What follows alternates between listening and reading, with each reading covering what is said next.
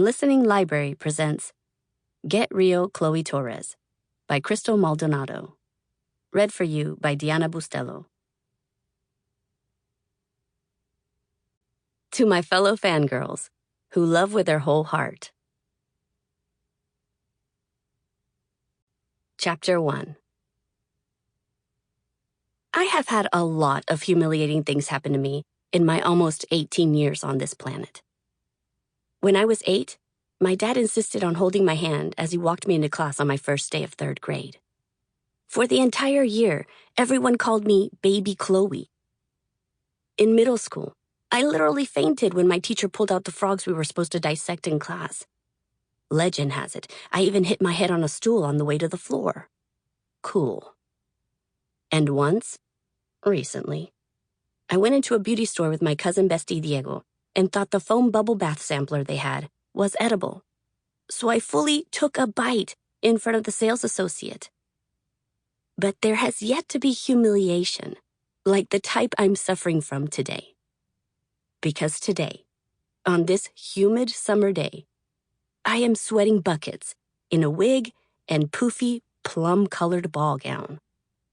I am dressed as a fairy tale princess, in front of my longtime crush, and her entire family, as they celebrate her little cousin's birthday. Wepa! It's the exact opposite of how I wanted to spend the weekend before my own birthday. To be fair, I'm getting paid to be here. I've been working for the last year at If the Shoe Fits, a company that sends princesses to birthday parties and corporate retreats. But that doesn't tame the mortification I feel. Not even a little. When I arrived and realized whose house it was, I briefly considered running, heels and all. That would clearly be less awkward than reuniting with Sienna and the entire Aguilar family as the hired help, right? I could call my boss and tell her I came down with food poisoning and I had to bail, and then, Chloe? Sienna's voice instantly froze my racing thoughts. It was as light and kind as I remembered, even though we hadn't spoken since the summer before freshman year. Her green eyes gazed at me from underneath ginger curtain bangs, and I was sent right back to the swoony girl I was in middle school. Back then, it was me and Sienna and Ramona, and we were inseparable. A perpetual late bloomer, I admittedly didn't have many friends when I started at Elmwood Middle School. Thankfully, Ramona and I were seated next to each other in homeroom. I was instantly taken with how cool and mature she seemed, in her head-to-toe black clothes and dark purple lipstick. She had the kind of corkscrew curls that would make any girl jealous, especially me, who tended to have frizzy waves more than anything else. To outsiders, she might have looked intimidating, and she absolutely was. But when I spotted an intonation sticker on her notebook, almost hidden among the sea of other band and political stickers, I knew I had an in. Even though cheesy pop bands didn't seem like the kind of thing Ramona would love, she was drawn to any act of rebellion. Liking something mainstream as a girl who was anything but was the best kind of contradiction to her. We became fast friends, even though we weren't that alike. Though we both enjoyed art and intonation, if I was a bright, sunny day, she was a storm cloud.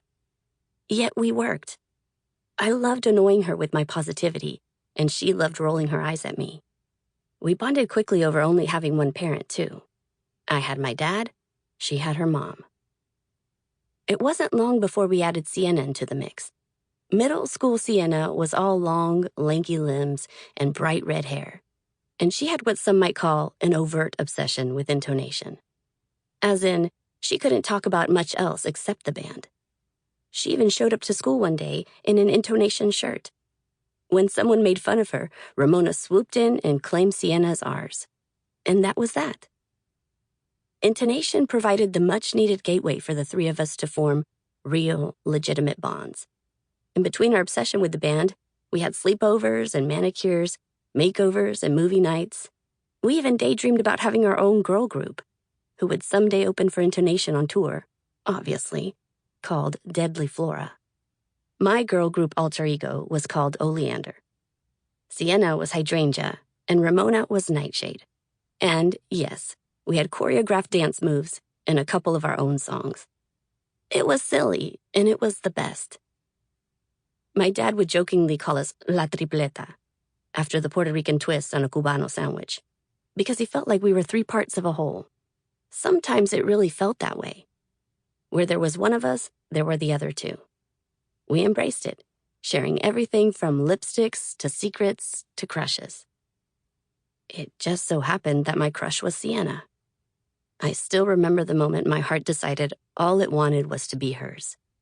We went on a field trip to the local science museum, and, in the gift shop, Sienna discovered a single teddy bear among the sea of plushies, whose ears had been sewn on backward. She felt so sorry for it that she bought it and promised to give it a good home forever, even though some of our classmates snickered seeing her, at 12, carrying a bear onto the bus. I, however, was totally smitten. How could I not be when she was so open-hearted and secure in herself? And when the freckles on her nose were so adorable? I started thinking of Sienna as this perfect being I was lucky to be near, which I know now is probably not very healthy. But I couldn't help it. I wanted to be with her, yes, but I wanted to be close to her more. So I kept my crush to myself and leaned into the pining, telling myself I was okay just being friends. And I was, because Sienna and Ramona were my best friends. They showed me the magic of girl friendships and all the unfettered joy that came with them. Sure, we fought, but mostly over little things. Our biggest fights came only when it felt like 2 of us were leaving the other one out. Our trio was everything to me.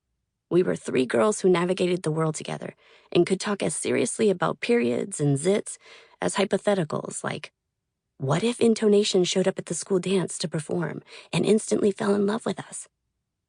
I still don't think there's anything more powerful than girl friendships. Ours meant the world to me, which is probably why I felt like I was mourning a death when it suddenly ended. I hadn't seen it coming. Sienna dropped the bomb one afternoon that she wouldn't be joining Ramona and me at Elmwood High. Instead, her parents had enrolled her at an academically elite private charter school on the other side of town. She said she needed to focus on fitting in and studying, and it felt like her way of saying goodbye. It was devastating news that I could barely handle. Ramona and I stopped talking to Sienna, which felt shamefully easy without school to bring us together each day. And the 2 of us grew closer. Suddenly, I could see what I hadn't before. While I'd been crushing on Sienna, Ramona had developed feelings for me, and that felt good, especially after Sienna had chosen another school over us, over me. Then, well, I don't know. I started realizing how much Ramona really liked me. I freaked out, and I ghosted her, which made everything so much worse. The final nail in the coffin came with the announcement that Intonation had broken up. By then, the summer was over. All 3 of us had stopped speaking, and our years-long friendship felt like little more than a memory, a meteor that burned bright before disappearing into the sky. I never expected that 4 years later, I'd be standing in front of Sienna again. Yet, the Sienna who answered the door didn't look so different from the Sienna I knew. Same freckle under her right eye. Same pouty lips, which she'd always dramatically stick out when she wanted us to give in to some demand. Same dangly earrings she declared her signature back in 8th grade. Same clear sense of style, a mix of boho and casual that meant gauzy dresses and flowy midi skirts. But her red hair was more strawberry blonde, pulled back into a messy ponytail with wispy bangs perfectly framing her heart-shaped face. Her lips were coated in a shimmery lip gloss that meant I was instantly and definitely staring at her mouth. She was beautiful. My heartbeat quickened, as if that old crush of mine wasn't gone so much as lying in wait. "Chloe?" she repeated. "Sienna, I think you mean Princess Julieta," a voice said gently, coaxing me out of the reverie I'd slipped into.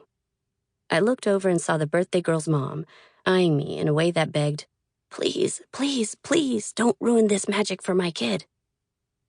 I plastered on the bright smile I've perfected over my months portraying Princess Julieta Sample complete. Ready to continue?